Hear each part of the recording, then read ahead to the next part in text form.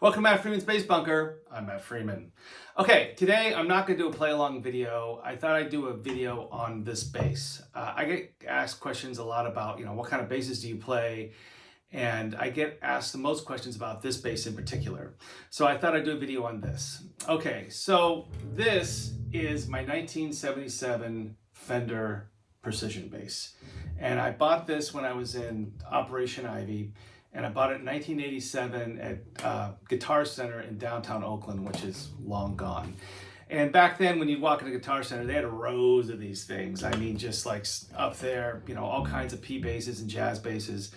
And I went to the used department and I found this one. And I was really stoked because it was white. And I really wanted a white precision because a lot of my heroes played white precisions. Paul Simonon from The Clash, Dee Dee Ramone, John Entwistle played one back in the late 60s when he did Live at Leeds. So I thought that was really cool and I really wanted it. I didn't own a precision bass at the time. And so I bought it, and when I got it, it didn't have any stickers on it or anything. It was just white. But there's a couple things going on about this bass. I played this bass all through Operation Ivy, and then when I did a tour with MDC back in like 1990, I took it to Europe and everything, and just all the punk shows and everything in between. So it's gotten pretty beat up over the years, but it's pretty much the same bass it is when I bought it. It's a really light bass.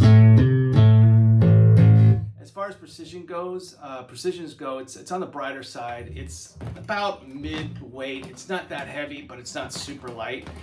The neck is just normal precision neck. It's not really anything special. But yeah, that's it. I really like this thing. It sounds really good. It's sort of bright.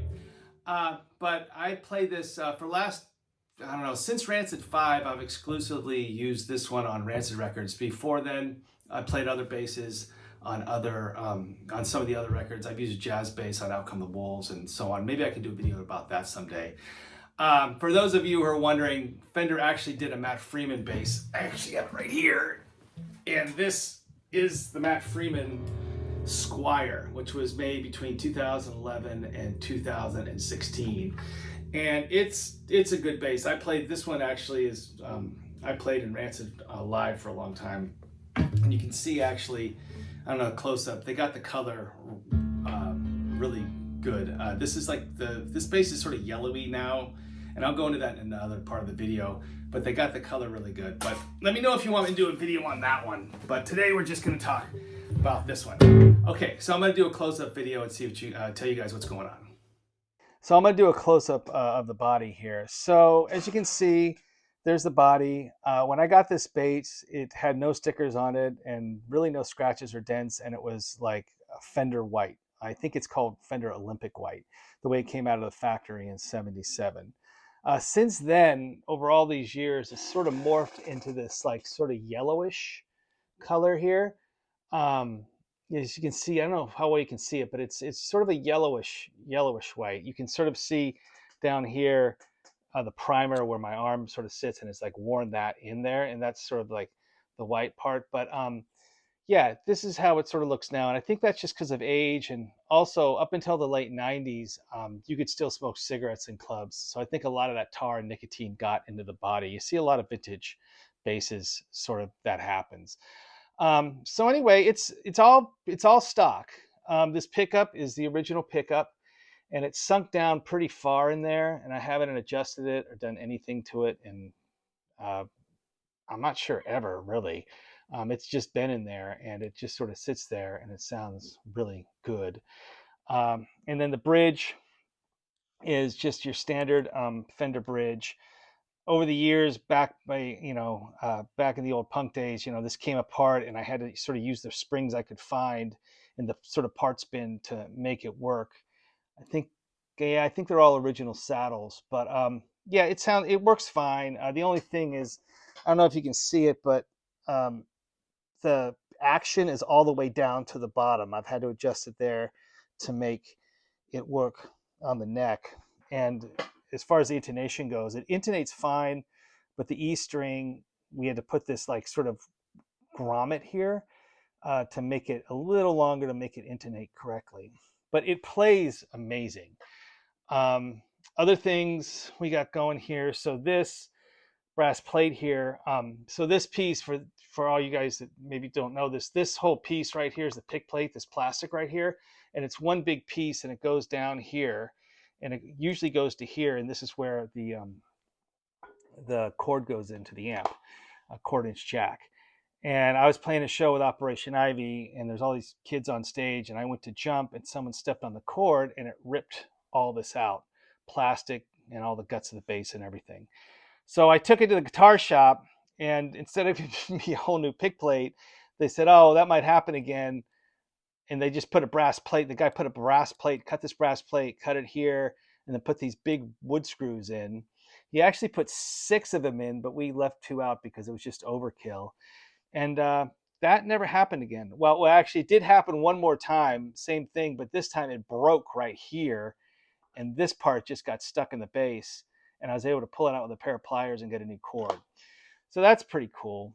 Otherwise, I got a lot of stickers on here. I used to put stickers on my bass quite a bit, and I don't really have any rhyme or reason to it other than I would get stickers and I'd put stickers over stickers, and some of them would get worn down. Like, this one's all worn down pretty bad, and I don't know what this is. We got an original Rancid sticker here, Multi Death Corporation MDC, and there was something up here. I don't know what it is.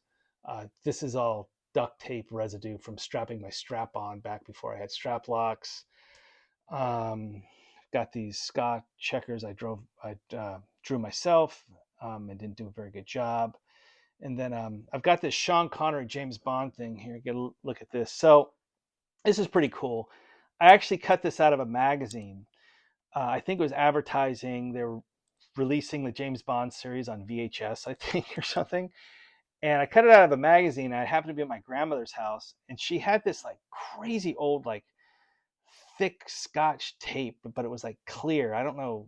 I've never seen it before, but it was, guys, probably from the 50s or something. And I taped it. You can sort of see the tape here. I just taped that flat like that, and it's been that way since 1987.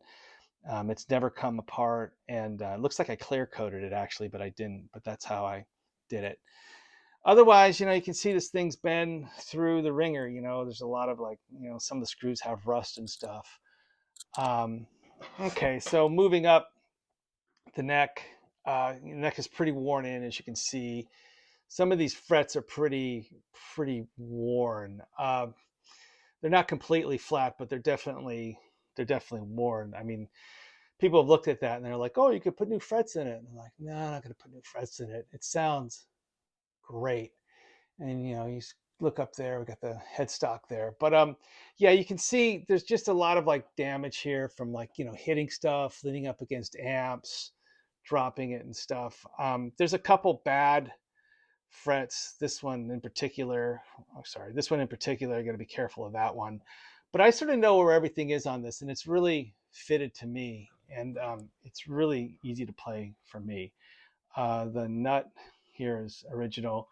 Oh yeah, so turning it around is pretty interesting. So again, like battle damage at a punk show, this got snapped off one of these tuning pegs. So as you can see, I've got 3 originals, and when I took it to the same guitar shop who fixed the brass plate, I didn't have a lot of money, but they put this one on, which is not original, not stock, and they didn't even bother to match up the holes. And so, yeah, it works fine. Again, I've been offered, like, vintage tuning pegs before. "Oh, you want to replace that?" No, it's fine. Pretty much everything on this, I don't do anything to. I don't really take it on tour anymore.